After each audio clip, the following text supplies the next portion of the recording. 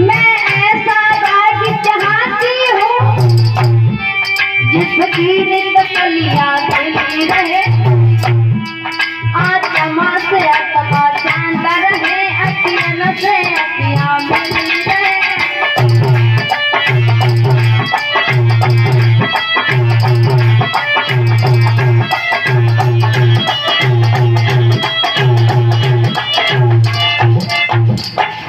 राधा कहने लगी, अभी क्या कहा तुमने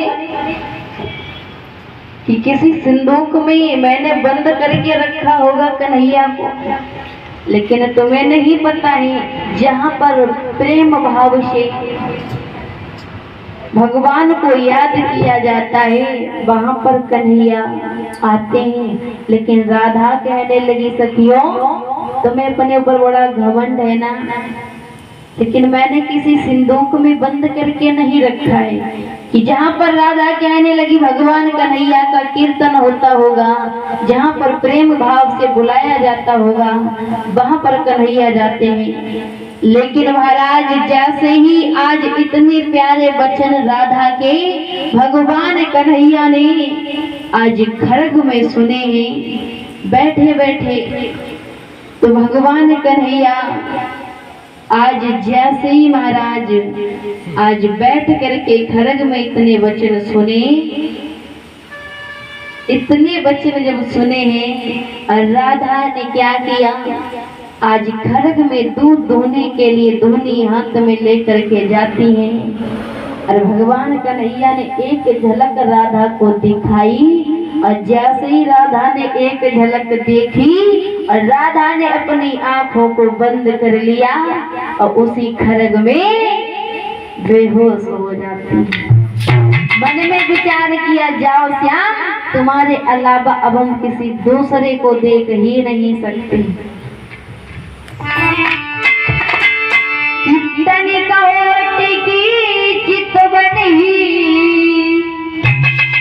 कर गई चोट सुखो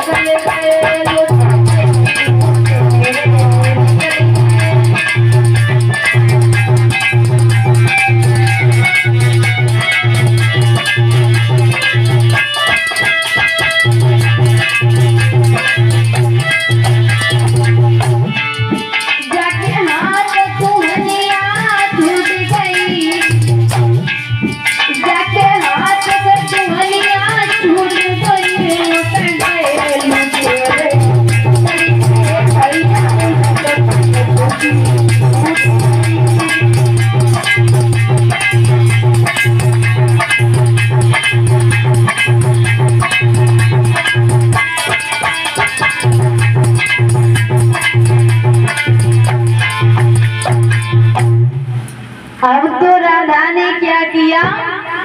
आज राधा खड्ग में बेहोश होकर के आज लेट जाती है। जब राधा बेहोश होके खड्ग में लेट गई, जैसे ही आज खड्ग में लेटी है और सखियां बाहर बैठी, देखा कि राधा बहुत देर हो गई खड्ग से बाहर ही निकल के नहीं आई। तो जा करके जब सखियों ने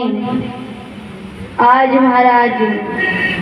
जैसे ही सखियों ने जाकर के देखा कि राधा तो खड्ग में बेहोश पड़ी है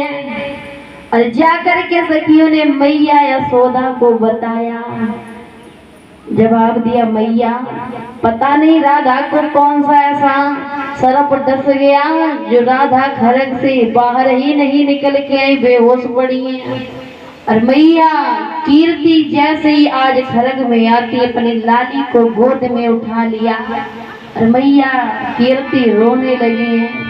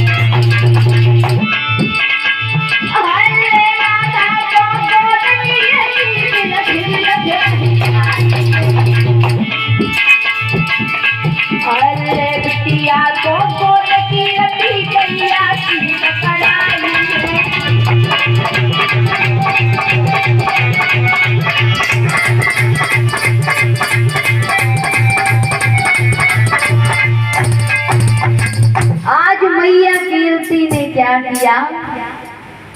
आज अपनी बिटिया को गोद में ले लिया और मैया कीर्ति आज राधा को गोद में लेकर के मैया कीर्ति आज भगवान